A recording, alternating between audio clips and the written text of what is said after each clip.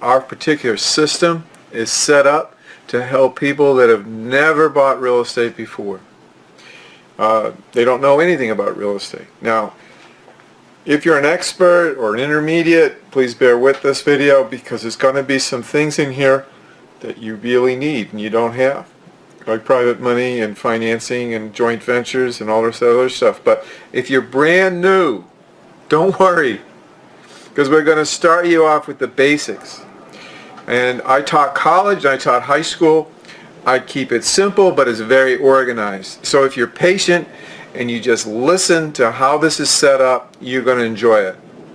I'd highly recommend that you get a pen and piece of paper, okay? You don't have to write it all down, but write down what you're interested in, okay? What are you interested in learning? So you want to get started? Okay, there you go.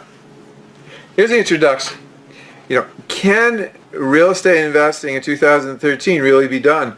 And do you really need money or credit? And I guarantee you don't. Okay?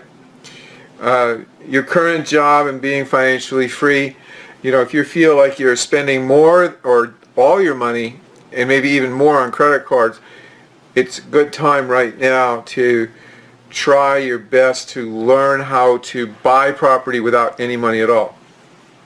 Here's the course materials, what we're going to cover. Understanding, we put everything in categories and we put them in learning modules and then action modules. You actually go out and talk to people, believe it or not. If you don't put it into action, you're just thinking and you're not doing. If you just think and don't do, you're going to get zero. I guarantee you.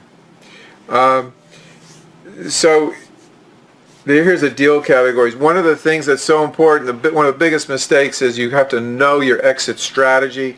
What are you going to do once you get the property? Now, you can either sell it, you can rent it out, you can sell it on terms, you can sell it for cash. Or, whatever it is. There's many ways to sell, and there's many ways to sell on terms. Here's the first category we want to talk about is wholesaling, is where you find a property and you flip it. Okay? You get it on an option contract and you flip it. That's called wholesaling. What kind of properties do you invest in? What kind of properties you don't invest in wholesaling? What are the advantages? What are the disadvantages? So we go through the baby steps. Second one is retailing, and retailing is all about, I'm going to go do the work myself. I'm going to borrow the funds either from the bank or a private lender. I'm going to renovate, and it's going to cost a lot of money, but hopefully you'll get that money out, especially in 2013 when the market's going back up. What are the advantages and disadvantages of rehabbing, retailing?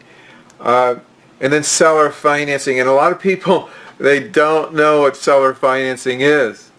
Seller financing, I'll tell you, it's not that hard. My definition is this: I'm talking to the seller, and how can we work as a team, and the seller helps the buyer buy it. It's that simple, and there's many ways to do that, and it depends on the state you're in. If you're in Texas, you have certain rules about seller financing, and we deal with Texas all by itself. So if you live in Texas, give me a call. But the deal is in the terms and what the current financing is in seller financing. And we use these terms called wraparound mortgages and AITDs and lease options. We use contracts for deed, agreements for deed. It depends on what state you're in, but we can buy on terms. Now, we don't want to sell that way. We want to buy that way. And then there's this much publicized way of buying a property called subject to existing financing and the due on sale clause, and we teach you exactly what that all means and how to structure those particular deals. What are the advantages of using creating private mortgages for free and clear properties? What are the advantages of using a wrap? Agreements for deed. is where you actually create an agreement and they're going to pay a certain amount of money, then they're going to have a balloon payment and they're going to have to pay you off. Lease options are an exciting area.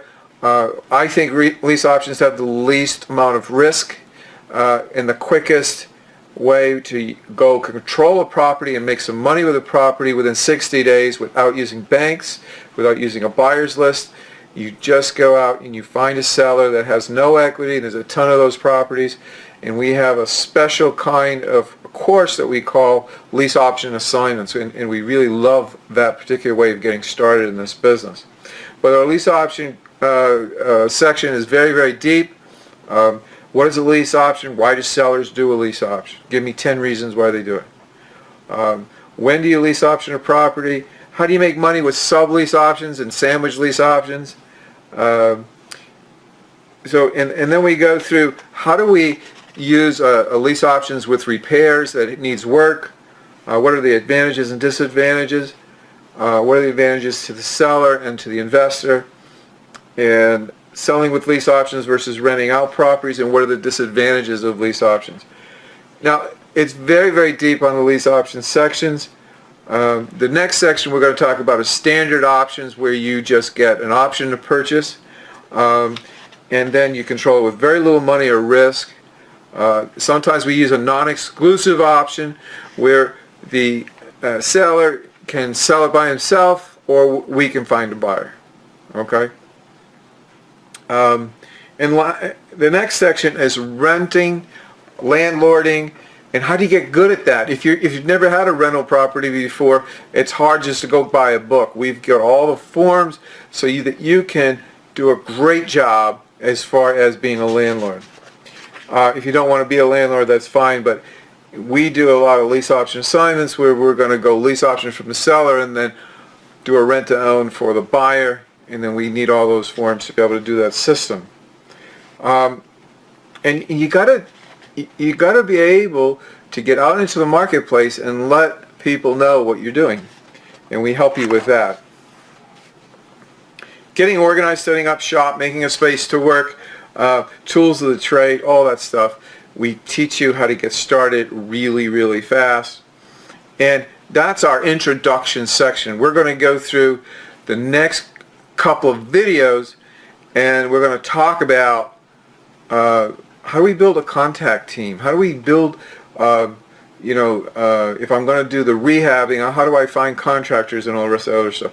Then how do we find money sources? How do we find people that are going to give us money, whether it's a bank or private lender?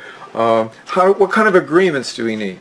And then how do we do our marketing and get our sellers and get our buyers? So those are going to be the next particular videos, and I hope you're excited. I hope you're excited about getting involved and using no money and no credit. So stay tuned. The next section we're going to talk about is how can we get started. Okay, thank you.